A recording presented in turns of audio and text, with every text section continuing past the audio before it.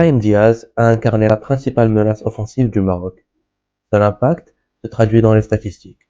Auteur de 2 des 4 tirs cadrés marocains, il a réussi 60% de ses dribbles et a assuré toute cette transmission vers l'avant et dans les 30 mètres adverses.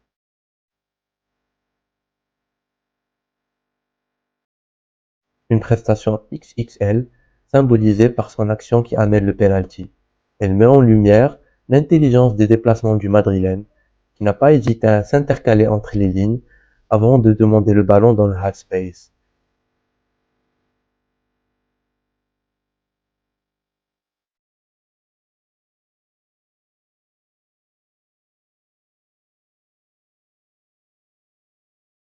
Si le penalty obtenu illustre la force de frappe du Maroc, celui concédé raconte une toute autre histoire.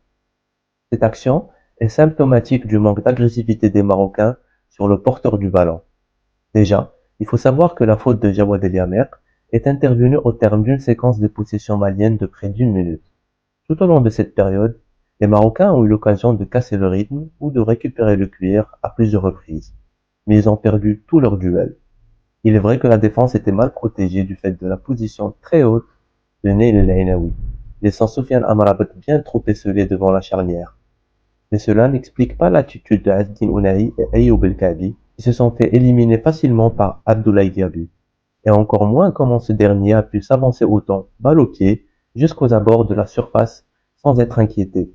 Ce manque de mordant a forcé Jawad El Yamer à intervenir dans l'urgence.